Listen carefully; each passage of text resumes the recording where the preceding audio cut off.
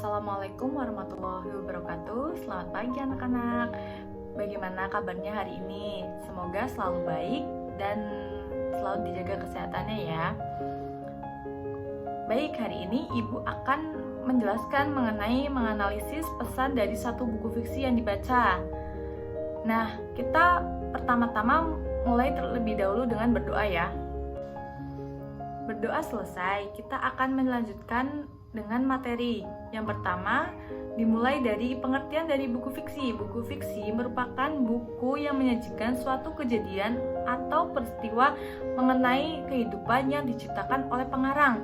Nah, kejadian tersebut bukanlah kejadian yang sebenarnya, hanya rekaan atau khayalan belaka. Selanjutnya, ada ciri-ciri dari buku fiksi. Ciri-ciri dari buku fiksi ada 3. Yang pertama, buku fiksi menggunakan bahasa rekaan. Bahasa rekaan merupakan imajinasi yang diciptakan oleh pengarang saat menulis. Yang kedua, buku fiksi bersifat konotatif atau hal yang tidak sebenarnya.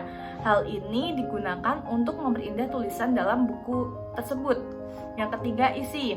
Isi dalam buku fiksi berupa cerita. Selanjutnya ada unsur intrinsik dari buku fiksi. Unsur intrinsik dari buku fiksi ada 7. Yang pertama, tema. Tema merupakan pokok pikiran yang menjadi dasar pengarang dalam cerita. Yang kedua ada alur. Alur merupakan rangkaian peristiwa yang terjadi dalam cerita. Yang ketiga ada latar. Latar merupakan bentuk dari tempat, suasana, dan waktu yang terjadi dalam cerita. Yang keempat ada tokoh. Tokoh merupakan pemain atau pemeran yang terjadi dalam cerita. Yang kelima ada gaya bahasa. Gaya bahasa merupakan ekspresi yang dituangkan oleh pengarang dalam cerita. Yang keenam ada sudut pandang. Sudut pandang merupakan arah pandang dari pengarang dalam cerita tersebut. Yang ketujuh ada amanat. Amanat merupakan pesan yang dituangkan oleh pengarang terhadap cerita tersebut yang memiliki makna tersendiri.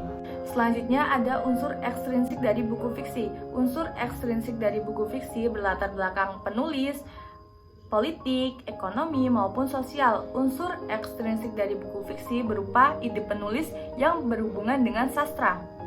Selanjutnya ada penugasan. Untuk penugasan kita dalam bentuk diskusi. Nah, dalam diskusi kita akan membagi 4 kelompok dari 20 siswa ya. Nah, dalam diskusi ini kita akan menggunakan statement party. Nah, dalam menggunakan aplikasi statement party, kita bisa buka aplikasinya terlebih dahulu.